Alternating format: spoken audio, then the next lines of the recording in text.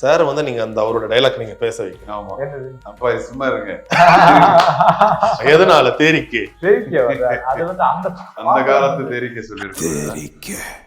Darling AC திருவிழா இந்தியாவிலேயே மிக குறைந்த மாத தவணையில் ஏசி. பாரம்பரியமான KTV true value groundnut oil. பாரம்பரியமான KTV true value groundnut oil. Velammal feels proud to honor the physical education teachers with 5 cars and 15 lakhs. முதல்ல எங்களுக்கு புல்லட் பட்டா நம்மளே எடுக்கலாம்னு எங்களை ஆச்சரியப்படுத்துது நீங்க தான். அப்படி பார்க்கும்போது உங்களை ஆச்சரியப்படுத்துது என்ன தமாஷையா சொல்றீங்களா? கிளைமேக்ஸ்ல இவங்க நடிக்கல சார். நடிச்சிருக்கோம் சார். நடிச்சு எக்ஸ்பிரஷன் எல்லாமே சார் சார் பேஸ் நடிச்சிருக்கு. அதுதான் வந்து லைக் படத்துல ஒரு இன்னொரு எக்ஸ்பென்சிவான ஒரு. நீங்க ஃபர்ஸ்ட் போயிருக்கீங்களா செட்டுக்கு ஆன் த ஸ்பாட் கிளைமேக்ஸ்க்கு வந்து? ஒரு தடவை தான் நான் பார்த்துருக்கேன். செட்டு செட்டு பக்கத்துல வந்திருப்பீங்க. இது வரைக்கும் எந்த ஷூட்டிங்கும் போனதே இல்லை. கிண்டலா ஒரு படத்தை சொல்லிப்பாங்கன்னா இந்த கிளைமேக்ஸ் பார்க்கும்போது எவ்ரி இன்ச் எல்லாமே வந்து நிறைய இருக்கு கிராபிக்ஸ். ஓகே, அந்த டாக்டர் ஸ்ட்ரேஞ்சர் பண்ண அந்த டீம் தான் இப்ப நம்ம இந்த கிராபிக்ஸ் பண்ணாங்க. ஏன்னா இப்போ அர்ஜுன் சார் அவ்வளவு சீக்கிரம் அவர் இன்டர்வியூ கொடுக்குற ஆள் இல்லை. ஒரு சார் ஒரு படத்துக்கு இறங்கி இன்டர்வியூ கொடுக்குறாருன்னா நிறைய பேர் ஒரு சில ரொம்ப மூத்த பத்திரிகையாளர்கள் கிட்ட பேசும்போது அவங்க சொன்னாங்க, நீ யாரை வேணா ஈஸியா நடிக்க வச்சிடலாம். ஒரு 2-3 ஆக்டர் பேர் தான் சொன்னாங்க. இவங்கள முன்னாடி அவ்வளவு சீக்கிரம் நடிக்க ஐதர் அவங்களோட கேரக்டர் அந்த படத்துல அவ்வளவு ஸ்ட்ராங்கா இருக்கிற வரைக்கும் அவங்களை அவ்வளவு ஈஸியா எந்த படத்துல நீங்க புல் பண்ணிட முடியாதுன்னு சொல்லுமா. அதுல ஃபர்ஸ்ட் சொன்னது உங்க நேம் தான். எனக்கு ஜீவா சார் இந்த படம் ரிலீஸ் வேற மாதிரி சொல்லிருப்பாங்க சார். ரொம்ப தொல்லை கொடுக்குற ஒரு ஆளு, ரொம்ப பசியான ஒரு ஆக்டர், இந்த மாதிரி ஏதோ சொல்லி. அப்படியா சார் டைரக்டர்? அந்த மாதிரிலாம் இல்லவே இல்லை சார். இல்ல அவருக்காக. ஓகே சரி சார். இப்போ உங்களோட கரியரை நீங்க அமைச்ச விதமே ரொம்ப சூப்பரானது. இப்போ நீங்க பண்ற கேரக்டர்ஸ் எல்லாம் நான் படம் ரிலீஸ்க்கு முன்னாடி ஜீவா சார் இன்டர்வியூ எடுத்திருந்தேன். இப்போ உண்மையிலே பார்த்து அவர்கிட்ட கேட்கணும், என்னன்னா நீங்க எப்படி அர்ஜுன் சார் அலோவ் பண்ணீங்க இந்த படத்துல?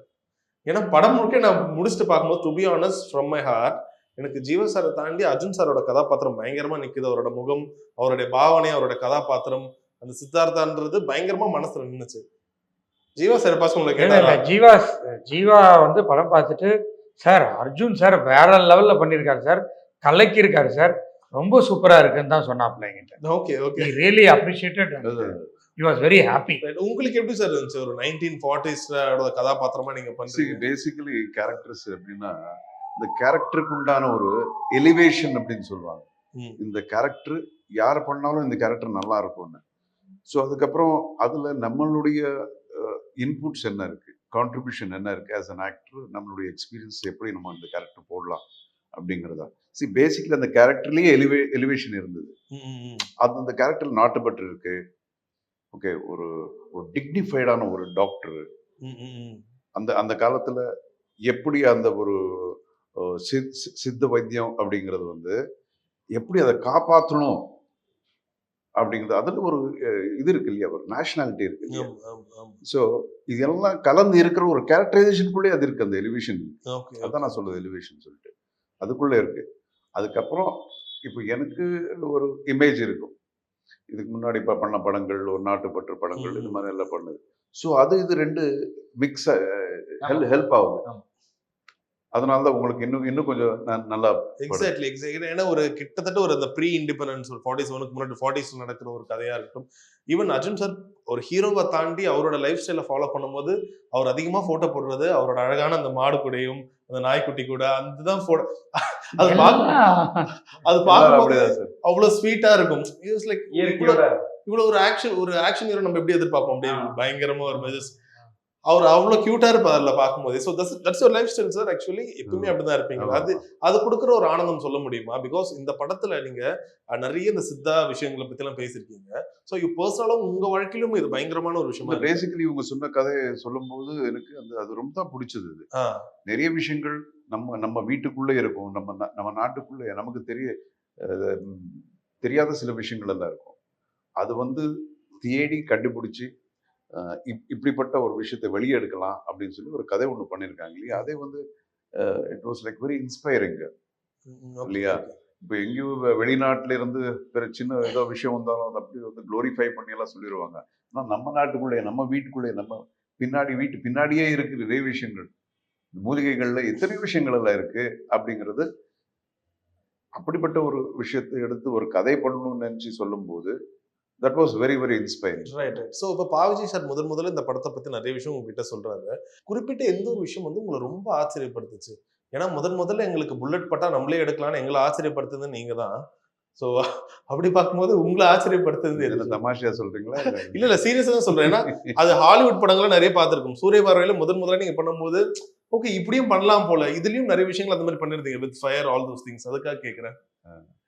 ஸோ எந்த ஒரு விஷயம் உங்களை ரொம்ப லைக் ஓ இப்படி ஒரு விஷயம் இருக்கா, ஓகே சித்தால இந்த அளவுக்கு பண்ண முடியுமான்னு உங்களை ஆச்சரியப்படுத்துறது? இல்ல இது உண்மை இல்லை. நான் இதுக்கு முன்னாடியே அதை பத்தி கேள்விப்பட்டிருக்கேன். ஓகே. அதுக்கப்புறம் இவர் சொல்லும் போது சில சீன் டீடைலிங் வருது இல்லையா? ஒரு சீன்ல நீங்க பாத்தீங்கன்னா நான் நிறைய மூலிகை பத்தி பேசியிருப்பேன். நிறைய விஷயம் ஒன்னும் ஒரு இதுவும் நிறைய பேசியிருப்பேன். சும்மா எல்லாம் பேச மாட்டேன், எதுக்குப்பா எவ்வளவு டயலாகலாம் அப்படின்னு சொல்லுவேன் ஆக்சுவலா. ஆனால் அது என்ன அர்த்தங்கள் ஒவ்வொன்றும் இவங்க சொல்லும் போது ஐயோ this is worth telling. Okay okay. ஏன்னா நமக்கே அது ஒரு பாடம் தானே, எனக்கே தெரியாத விஷயம் தானே. படத்துல நான் கேரக்டர் பண்ணியிருக்கேன் தவிர ஆஸ் அ அர்ஜுனை பார்க்கும்போது அதெல்லாம் தெரியாது எனக்கு. Okay okay. இவ்வளவு விஷயங்கள் எல்லாம் இருக்கா இது அப்படிங்கிற ஒரு விஷயம். அதுல தான் ஐ வாஸ் லைக் யூனோ ஒரு மாதிரி ஷாக்டுன்னு சொல்லுவாங்களே, இப்படி எல்லா விஷயங்கள் இருக்கு அப்படிங்கிறது வியந்து பாக்குற மாதிரி. ரைட். ஸோ இந்த இன்டர்வியூ ரொம்ப ப்ரிசைஸா ஒரு விஷயத்துல நடக்கணும்னா அவங்க 2 பேரையும் கனெக்ட் பண்ணி வேதம் படத்துல அழகா ஒரு பாட்டு எழுதியிருப்பாரு, ஓ அன்பே. அந்த படத்துல அந்த பாட்டுல ஒரு வரி, ஹிட்லரின் யுத்தம் நீ, தெரேசாவின் முத்தம் நீ, ஐம்பெரும் காப்பியம் நீ, ஹைக்கூ கவிதையும் நீ. அது ரொம்ப அழகான ஒரு பாடல். ரொம்ப 2 எக்ஸ்டென்ட்டையும் கனெக்ட் பண்ணிருப்பீங்க. எனக்கு இந்த படத்தை பார்த்து முடிக்கும் போது அதுதான் தோணுச்சு. ஹிட்லரின் யுத்தம் நீ, தெரேசாவின் முத்தம் நீ. இவ்வளவு ஒரு கொடூரமான ஒரு விஷயம் நடக்குது, அந்த அம்மாவோட ஒரு பாசத்துக்காக அந்த முத்தத்துக்காக ஏங்குற மாதிரி. ஸோ அவ்வளோ ஒரு ரொம்ப அருமையான விஷயங்கள் அடக்கி இருந்துச்சு. எங்களுக்கு என்னன்னா சார், இப்ப பாவிஜய் சார் டைரக்டரா கிளம்புறங்கிறாரு. இப்போ படமா பார்க்கும்போது என்னப்பா இவ்வளவு கிராண்டா இருக்கு டுவர்ட்ஸ் த கிளைமாக்ஸ் அந்த கிராண்ட்னஸ் இன்னும் அதிகமா தான் போயிட்டு இருக்கு. ஸோ பட்ஜெட்டா நீங்க எப்படி டிசைட் பண்ணீங்க? அவர் சொல்றாரு கதையா சொல்லும் போது என்னப்பா பெருசா இருக்கே, இப்ப பட்ஜெட்டும் பெருசா தானே போகும், நடிகர்களும் பெருசா இருக்காங்க. ஸோ நீங்க பட்ஜெட்டை எப்படி நீங்க டிசைட் பண்ணுவீங்க முதல்ல? இல்ல முதல்லயே இவ்வளவு பட்ஜெட் வரும்ன்றத சொல்லிட்டாரு, அந்த பட்ஜெட்ல பண்ணிட்டாரு. ஓகே. பட்ஜெட்டுக்கு மேல போகல. ரைட். ஓகே. சோ உங்களுக்கு எப்படி சார் இருந்துச்சு? பாருங்க எவ்வளவு சின்சியரா சொல்றாரு. டக்குன்னு அவ்வளவுதான் முன்னாடி சொன்னாரு பட்ஜெட், ஓகே நீங்க ஓகே பண்ணிட்டீங்களா? ஆனா அதுல ஒரு சின்ன பொய் இருக்கு. ஏன்னா கிராபிக்ஸ்க்கெல்லாம் இவ்வளவு ஆகும்னு யாரும் எதிர்பார்க்கல. ஓகே. கிராபிக்ஸ்க்கு அது கேரண்டி அவுட் ஆஃப் போச்சு இல்ல. ஆமா படம் முழுக்க இருந்துச்சு graphics towards the climax. 90 minutes graphic மட்டுமே. வா. ஓகே. படம் 2 hours 10 minutes, அதுல 90 minutes graphics. Fantastic. Almost 1.5 hours. Okay. So உங்களுக்கு முன்னாடி இருந்த ரொம்ப இன்ட்ரஸ்ட் சார் இந்த கிராபிக்ஸ் இது சம்பந்தப்பட்டு எடுக்கிறது? என்ன படம் முழுக்க பார்க்க முடிஞ்சது அது விஷயம்? இல்ல இன்ட்ரெஸ்டிங்கோட இந்த கதையோட தேவையா இருந்தது. ஒண்ணு ஒரு பீரியட்ல நடக்குது ஒரு கதை, இன்னொன்னு ஒரு ஃபேண்டசியா பிரசன்ட் நடக்குது. ஸோ இந்த ரெண்டையும் நம்ம தத்ரூபமா உண்மையா காட்டணும் அப்படின்னா அது செட்டும் சிஜியும் நம்ம கை கொடுத்தா மட்டும்தான் முடியும். ஸோ செட்டு போட்டோம், அது ப்ரொடக்ஷன் ஒரு பிரம்மாண்டமான செட்டு போட்டு கொடுத்தாங்க. ரொம்ப பெரிய செட், ஹியூஜ் செட், 2 செட் ஆக்சுவலாக. ஸோ அதுல நிறைய விஷயங்களை மாற்றி எடுத்தோம். இருந்தாலும் அந்த எக்ஸ்டென்ஷன்ல இருந்து அந்த கிரீன் மேட்டை உள்ள வச்சாதான் நமக்கு அது அந்த பிரம்மாண்டம் கிடைக்கும்னு ஆரம்பிச்சு, சரி அது ஒரு 30 நிமிஷம் ஆச்சு, 40 நிமிஷம் ஆச்சு, கடைசியில 90 நிமிஷம் ஆகி அதெல்லாம் தாண்டி கிளைமேக்ஸ்ன்னு வந்தது இல்லையா, அந்த நீங்க பார்த்துருப்பீங்க படத்துல. ஸோ அது இன்னும் பெரிய ஒரு விஎஃப்எக்ஸ் உடைய தேவையா மாறிடுச்சு. சார் இப்ப இதுக்கு முன்னாடியும் நீங்க நிறைய கதாபாத்திரங்கள் பண்ணிருப்பீங்க. இப்ப இந்த படத்துல பார்க்கும்போது எங்களுக்கு ஒரு ரசிகரா ஒரே ஒரு வருத்தம் தான் இருந்துச்சு, சார் நீங்க அந்த அவரோட டைலாக் நீங்க பேச வைக்கணும். ஆமா அப்பா சும்மா இருங்க, பேசல எல்லாம் விட்டுருங்க. ஆமா எதனால தேரிக்கே அது அந்த பீரியட், அந்த காலத்துல அந்த காலத்து தெரிவிக்க சொல்லிருக்கேன். ஓகே. அது ஒரு டிபிக்கலான விஷயங்கள் ஆயிடுச்சு சார். உங்க ஃபேன்ஸ் எதிர்ப்பாங்க. டு பி ஆனஸ்ட் நான் வெளியே ரொம்ப எல்லாம் கேட்பாங்க, எல்லாம் ஓகே இருந்தாலும் சித்தார்த்தன் ஒரு வாட்டி தெரிவிக்க சொல்லிருக்கலாம். ஆமா எல்லா படத்துலயும் வருது, கேக்குறாங்க டைரக்டர்ஸ். உங்களுக்கு எப்படி சார் இருக்கும் டைரக்டர்ஸ் சொல்லும் போது இது சார் இது உங்களோட டிபிக்கல் டைலாக் சொல்லிடுங்க சார் ஒரு வாட்டி? லியோவா இருக்கட்டும், விடாமுயற்சியா இருக்கட்டும், தியேட்டரே பிளாஸ்ட் ஆகுது நீங்க சொல்லும் போது, அதுக்குன்னு ஒரு audience உருவாகிட்டாங்க. So how do you feel? இது நீங்க இன்டென்ஷனலா பண்ணுவீங்க, அது எப்படி அது பிடிக்குது உங்களுக்கு? அது நீ என்னன்னே தெரியாது எனக்கு. எங்கேயாவது முன்னாடி சார் ஜெயஹிந்த் அப்படின்னு எல்லாம் சொல்லுவாங்க, சார் ஒரு தடவை தெரிவிக்க சொல்லுங்க சார் அப்படிவாங்க. எங்கேயாவது ஸ்டேஜ் மேல போனாலும் தெரிவிக்க சொல்லுவாங்க. அது ஒரு ட்ரெண்ட் ஆயிடுச்சு. பட் ரியலி அந்த ஐடியா எப்போ உதிச்சிச்சு? எண்ணினிய பொன்னிலாவே இந்த மாதிரி ஒரு சிச்சுவேஷன்ல எடுத்துட்டு நாங்க ஃபர்ஸ்ட் அந்த டியூனா வரும்போது எவ்ரிஒன் வாஸ் லைக், இன்னும் இந்த அப்படியே போட்டிருக்காங்க டியூனு, யாருமே எதுவுமே சொல்லலையா? பட் அப்புறம் தான் தெரியுது அந்த ப்ரிலியூட் வாஸ் அந்த பாட்டுக்கான ஒரு ஆரம்பம். அது உங்களுக்கு பர்சனலா எவ்வளவு சந்தோஷமா இருந்துச்சு ஒரு நடிகரா? ஏன்னா அது வந்து ஒரு எவர்கிரீன் சாங். ராஜா சாரோட 100வது படம் மூடு பண்ணி அது இப்ப வரைக்கும் அந்த பாடல் அப்படியே ஒழிச்சுட்டே இருக்கு. எல்லாருக்கும் ரொம்ப பிடிச்ச ஒரு பாடல் அது. ம். அது வந்து ரைட்ஸ் வாங்கி 2 தடவை அது ஒரு பெரிய போராட்டங்க. சொல்லுங்க சார். பெரிய போராட்டம் பண்ணி ரொம்ப ஃபேமஸான பாட்டுல அது அவ்வளவு ரொம்ப இல்ல இயக்குனர் வந்து அந்த ஒரு பாட்டு தான் வேணும் அப்படின்னு ஒத்த காலில் இருந்துட்டாரு. அப்புறம் அந்த ரைட்ஸ் இளையராஜா சார் வச்சிருக்கிறதா சொன்னாங்க. அப்புறம் அவர்கிட்ட போய் பேசி அவர்கிட்ட அந்த சாங்கை வாங்குறோம். அதுக்கப்புறம் அவருக்கு ரைட்ஸ் இல்லை, சரிகமா தான், எங்களுக்கு தான் அந்த ரைட்ஸ் சொன்னாங்க. அதுக்கப்புறம் அவங்க கோர்ட்டுக்கெல்லாம் வேற போனாங்க. போயிட்டு அப்புறம் அவங்க கிட்ட பேசி அவங்களுக்கு கிட்ட பணம் கொடுத்து அதை வாங்கி இதுக்கிடையில இன்னொரு சாங்கும் பண்ணிட்டோம். இது எப்போ இந்த பிரச்சனை தீரும்னு தெரியாம. சரி. அதனால நிறைய இதெல்லாம் ஏன் சார் அவ்வளவு விடாப்படியா இருக்க காரணம் என்ன அந்த பாடல் மேல? இல்ல அதுதான் நீங்க சொன்ன மாதிரி அதுல ஒண்ணு வந்து அந்த ராஜா சாருடைய ஒரு தி பெஸ்ட் அதுல ஒரு குறிப்பிட்ட பாட்டு. அப்புறம் இந்த காட்சி வர்ற இடம் பாத்தீங்கன்னா அதுல வந்து அர்ஜுன் சாருடைய கதாபாத்திரம் ஒரு பெரிய டிராவல் பண்ணுவார். ஒரு பக்கம் மருத்துவத்தினுடைய இது இருக்கும், ஒரு பக்கம் ஒரு சின்ன காதல் இழையோடும், ஒரு பக்கம் வந்து வெளிநாடு பயணத்துல இருப்பாரு. சரியா வந்து 5வது ரீல்ல அந்த பாட்டு வரும். ஸோ இந்த இடத்துல எங்கேயுமே ஆடியன்ஸுக்கு ஒரு போராவோ ஒரு லேக் ஃபீல் வரக்கூடாது அப்படின்னா நம்ம ஏதாவது ஒரு பெரிய ஹிட் எலிமெண்ட்டை ஒரு இன்ஜின் மாதிரி நம்ம அதில் பொருத்திட்டோம்னா தான் அது வந்து சரியா போகும்போது இந்த பாட்டு தான் அந்த இன்ஜின். ஸோ இவ்வளோ பெரிய டிரைவர் ஒரு பயணத்தை வந்து அந்த பாட்டு தூக்கிட்டு போயிடும். நீங்க பாட்டு முடிக்கும் போது இல்லை மனசு அப்படியே லேசா அப்படியே அதை ஒரு ஆனந்தமா அந்த ஸ்கிரீன்ல பாக்குறாங்க. இன்னைக்கெல்லாம் ஸ்கிரீன்ல டான்ஸ் ஆடினாங்க. ஆமா ஆமா நீங்க பார்த்தோம் 2 பேரும் டான்ஸ் ஆட ஆரம்பிச்சிட்டாங்க. ரொம்ப ஆச்சரியமா இருந்தது. அது யங்ஸ்டர்ஸ் வந்து ஸ்கிரீன் முன்னாடி நின்று 2 பேர் டான்ஸ் ஆட ஆரம்பிச்சிட்டாங்க.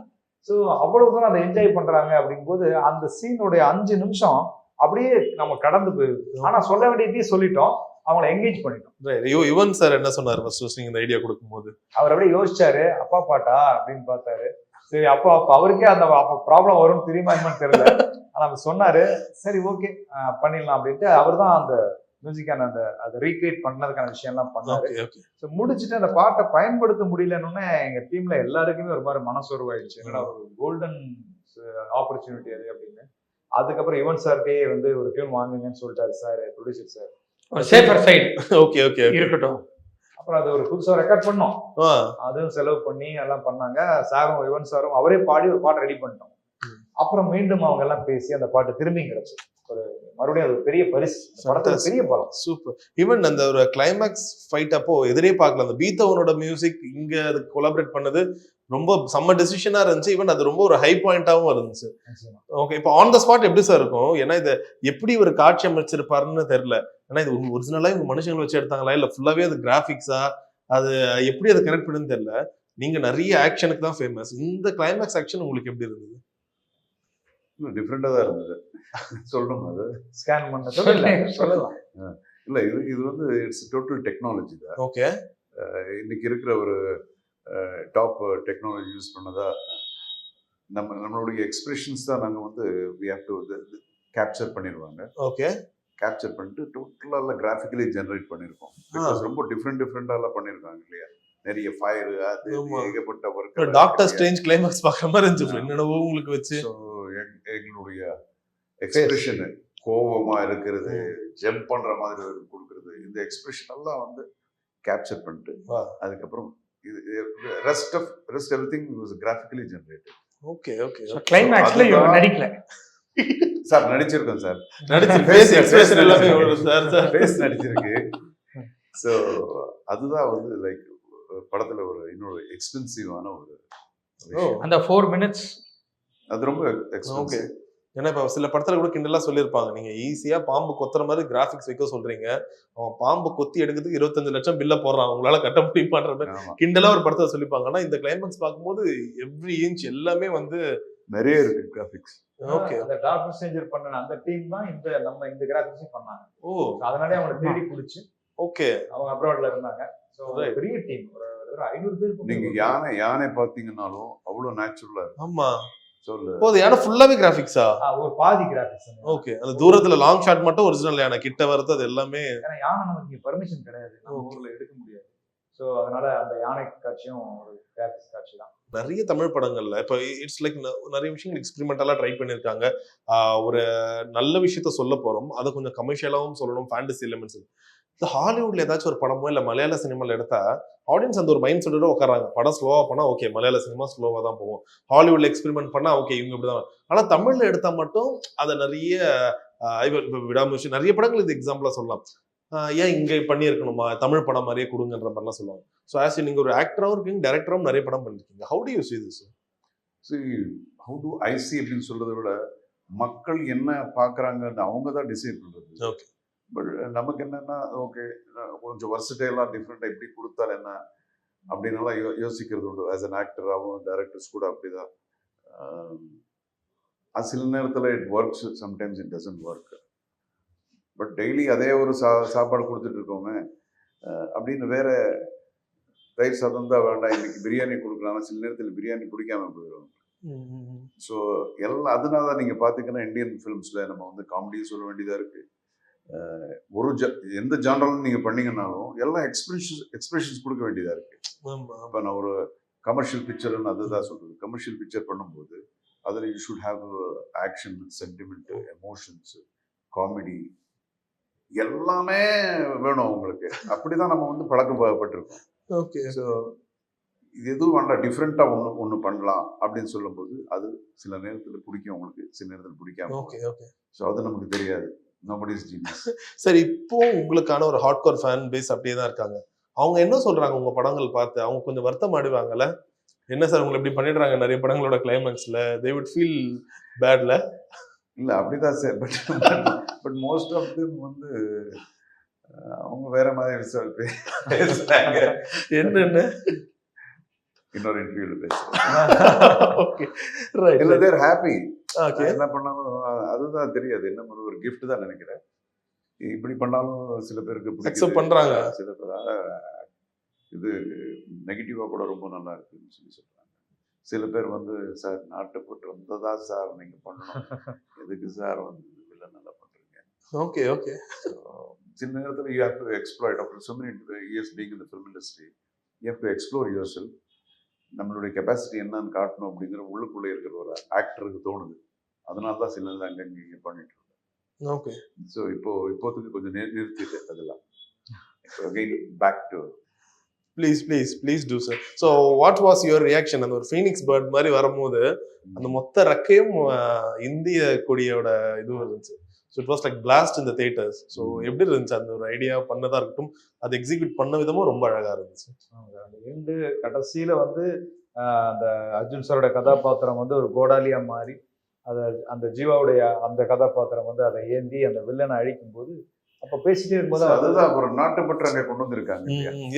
ரொம்ப ஃபார் யுவர் கண்ட்ரி அப்படிங்கிற விஷயத்த வந்து அந்த ஒரு ஷாட்ல வந்து ரீக்ரியேட்டட். ஓகே. நான் அதை எதிர்பார்க்கல, என்னுடைய இவ்வளவுதானே எடுத்தாங்க. சரி, க்ளோஸ் அப்ஸ் நடிச்சாச்சு, பார்த்த ரெக்கை வருது இதெல்லாம் வருது பார்க்கும்போது it was nice. It was really nice. சூப்பரா இருந்துச்சு அந்த இடம் ஒர்க் ஆன ஒரு விதமே. இன்னைக்கு தியேட்டர்லயும் ரொம்ப ரெஸ்பான்ஸ் நல்லா இருந்தது அந்த இடம். ஒரு டைரக்டரா கண்டிப்பா இந்த படத்துக்கு முன்னாடி நிறைய ரிசர்ச் ஒர்க் நீங்க பண்ணியிருக்கீங்க. எப்படி அகத்தியர் வாழ்ந்து இறந்த ஒரு சித்தரோ வாழ்ந்து அப்படியே ஒரு இதுவா இருக்காரு. போதி தர்மர் கதை எந்த அளவுக்கு நம்ம சொன்னோமோ, உங்களுடைய பாடல் இப்போ வரைக்கும் 7ஆம் அறிவுல எப்படி உலகம் முழுக்க ஒழிச்சிட்டு இருக்கோம், இந்த படத்துல இவர் வந்து ஒரு மாடர்ன் வெர்ஷன் ஆஃப் போதி தர்மர் தான் நாங்க பாக்குறோம். அந்த படத்துல அவங்க பண்ணதா இருக்கட்டும், அதுக்கான ஒரு revenge story, what ever it is. So நீங்க எப்படி பண்றீங்க? இஸ் இட் லைக் ஏதோ ஒரு வகையில அந்த போதி தர்மருக்கான கதையோ இல்ல அந்த பாடல் எழுதும் போது இந்த கதை உதிச்சுதா உங்களுக்கு அந்த டைம்ல இருந்து? இல்ல நான் சமீபத்துல ஒரு என்னுடைய பட புத்தகங்கள் படிச்சுட்டு இருக்கும்போது அப்ப நம்முடைய ஹிடன் ஹிஸ்டரியா மறைக்கப்பட்ட வரலாறுகள்ல வந்து நிறைய விஷயம் இருக்கு. இப்போ உதாரணமா கஸ்தூரி மஞ்சள் அப்படிங்கிறவங்க வந்து நம்ம புராதன காலத்துல கண்ணகியோட காலத்துல அரைச்சு குளிச்ச மஞ்சள், அதுக்கு முன்னால சித்தர்கள் காலத்துல இருந்த மஞ்சள். பட் அதோடைய காப்பிரைட் வந்து வேற ஒரு நாட்டுல இருக்கு. மஞ்சள் தோன்றுனதே நம்ம பூமியில, ஆனா இன்னைக்கும் காப்பிரைட் அங்க இருக்கு அப்படிங்கிற விஷயங்களை படிக்கும் போதுல ஸோ இதுக்கான காரணம் என்னன்னா அதுதான் அந்த படத்தோட டைலாக் வச்சிருக்கோம். தமிழர்கள் அறிவை வந்து ஆராய்ச்சி அறிவு இருந்தே தவிர ஆவணப்படுத்துறது இல்லை. ஸோ அந்த ஆவணப்படுத்த ரெக்கார்ட் பண்ணல. ஸோ ரிசர்ச் தான் நம்ம பண்ணியிருக்கோம், ரெக்கார்ட் பண்ணல சாரோட டைலாக்ல ஒன்று வரும். ஸோ அந்த விஷயத்த நம்ம தொட்டு இந்த படத்தை ஆரம்பிக்கணும் அப்படிங்கிறதான் இதோடைய அந்த ஸ்பார்க், அந்த தீக்குட். ஸோ அதுல இருந்து தான் இந்த கதை அப்படியே மெல்ல உருவாகி அதில் நம்ம தமிழ் மரபு நம்ம உள்ளுக்குள்ள இருக்கிறது அந்த உணர்வுகள் இதெல்லாம் வெளியில கொண்டு வரணும். ஒரு மறைக்கப்பட்ட சித்தர்கள்னாலே எப்பவுமே அதுல ஒரு மறைவு பகுதி இருந்துட்டே இருக்கும். நமக்கெல்லாம் அவங்களோட மித்தாலஜி புரிஞ்சுக்க முடியாது, அவ்வளவு பெரிய விஷயம் அவங்க. ஸோ அவங்களுக்குள்ள இருந்த அந்த திறமைய ஒரு அர்ஜுன் சாருடைய அந்த டாக்டர் சித்தார்த்த கதாபாத்திரம் மூலம் கொஞ்சம் நவீனமாக்கி, அப்ப வெளிநாடெல்லாம் போய் படிச்சுட்டு வந்த ஒரு ஒரு ஒரு சித்த ஆராய்ச்சியாளர். ஸோ அவர் எப்படி இதை தமிழ் மக்களுக்கு அவர் அப்ப பயன்பாட்டுக்கு கொண்டு வராரு அப்படிங்கும்போது அது எனக்கு ஒரு புது கதாபாத்திரம். உண்மையே இருந்தாரா இது மாதிரி உண்மை இன்ஸ்பைர்ட் ஃப்ரம் ட்ரூ ஸ்டோரி இது இந்த மாதிரி ஒரு கதாபாத்திரம்? டோட்டம் இன்ஸ்பிரேஷன் அப்படின்னா கணிதமேதை ராமானுஜம் தான். ஓகே. ஸோ அவருடைய அறிவு இன்னைக்கும் உலகமே இப்பவும் அவருடைய ஃபார்முலாஸை யாரா இவர் பண்ணாரு அப்படின்னு சொல்லி இப்போ அதுக்கான ஃபார்முலா எண்டு இல்லாம தேடிட்டு இருக்கிறாங்கல்ல. நம்ம ஊர்ல இருந்த ஒரு நமக்கு தெரிஞ்ச ஒரு சில நூற்றாண்டுகளுக்கு முன்னால இருந்தவர், ஒரு நூற்றாண்டுக்குள்ள இருந்தவர் தான். அப்படி இருக்கும்போது ஆனா அவரை உலகமே இன்னைக்கு தெரியுமானா கிடையாது. நமக்குள்ள இருக்கிறவங்கள அதை பெருசா அதை பேசிட்டு இருக்கோம். இப்படி இன்னும் நிறைய திறமையாளர்கள் இருந்தாங்க. அவங்கள பற்றி ஒரு சின்ன கதையை எடுத்துட்டு வரணும் அப்படிங்கிறது தான். நைஸ். ஓகே சார், இப்போ உங்களுக்கு பர்டிகுலர் அந்த கிளைமேக்ஸ் இது பத்தி கேட்கணும்னு ஆசைப்படுறேன். சில ப்ரொடியூசர்ஸ்லாம் சொல்லுவாங்க டெய்லி அவங்க போய் ப்ரொடியூசர்ஸ் ஸ்பாட்லயே இருப்பாங்க. ஆனா இப்போ நீங்க உங்களோட படங்கள் பத்தி உங்க டைரக்டர்ஸ் கிடைக்கும்போது சொல்லுவாங்க, சார் கரெக்டா நம்பினா அவருக்கு அதுக்கான பணம் கொடுத்துருவாரு, நம்ம அவுட் எடுத்துட்டு போய்க்கலாம். நீங்க ஃபர்ஸ்ட் போயிருக்கீங்களா செட்டுக்கு ஆன் த ஸ்பாட் கிளைமேக்ஸ்க்கு? ஒன்ஸ் தான் நான் பார்த்துருக்கேன், ஒரு தடவை தான் நான் பார்த்துருக்கேன். செட்டு ஒரு தடவை தான் செட்டு பக்கத்துல வந்திருப்பீங்க. இது வரைக்கும் எந்த ஷூட்டிங்கும் போனதே இல்லை. 25 படம் எடுத்து முடிச்சிட்டேன். ஒரு நாள் கூட ஒரு ஷூட்டிங் கூட போனது இல்லை. ஓகே. பூஜைக்கு போவேன். சரி, எப்படி அது ஒரு நம்பிக்கை எப்படி? ஏன்னா இப்ப இன்வெஸ்டிங் க்ரோஸ் அண்ட் க்ரோஸ்ன்னும் போது எப்படி அவ்வளவு நம்பிக்கை உங்க இயக்குனர்கள் மேல? உங்களுக்கு டைரக்டர் மேல நம்பிக்கை வச்சுதான் ஆகணும், வேற வழி இல்லையே. சரி. ஏன்னா அதான் சார் போன இன்டர்வியூல கூட சொன்னாரு, படம் வெற்றி பெற்றால் அதற்கு இயக்குனர்கள் தான் காரணம், தோல்வி அடைந்தாலும் அதுக்கு இயக்குனர் தான் காரணம். நான் ஹீரோவோ வேற ஆர்டிஸ்டோ மற்றது எதுவுமே கிடையாது. Alright and fantastic sir. So ரொம்ப ஒரு அழகான தமிழ் சினிமாவில் டிப்பிக்கலான மூவிஸ்ல இருந்து தாண்டி ஒரு ஃபேண்டசி எமோஷன் எல்லாமே கலந்த மாதிரியான ஒரு படமாக கொடுத்துருக்கீங்க. ஹோப்ஃபுல்லி ரொம்ப நாள் ஆச்சு ஆடியன்ஸ்க்கும் ஒரு ப்ரீ சம்மர் ட்ரீட்டா இந்த ஒரு படம் அமையட்டும். ஸோ ஹோப்ஃபுல்லி படம் தியேட்டர்கள் எல்லாமே கொண்டாட்டும். உண்மையிலே இது ஜஸ்ட் லைக் தட் ஒரு என்டர்டைன்மெண்ட்டாக எல்லாமே வெளியே வரும்போது எல்லாமே நம்ம சித்த மருத்துவத்தை பற்றி அடுத்த கட்ட இளைஞர்களுக்கு இது தெரியறது ரொம்ப சூப்பரான விஷயம். ஒரு நல்ல படம் கொடுத்துருக்கீங்க. ஹோப்ஃபுல்லி படமும் நல்லா போகட்டும். Thank you so much. Thank you. Darling AC திருவிழா இந்தியாவிலேயே மிக குறைந்த மாத தவணையில் ஏசி. பாரம்பரியமான KTV true value ground oil. பாரம்பரியமான KTV true value ground oil. Velamal feels proud to honor the physical education teachers with 5 cars and 15 lakhs.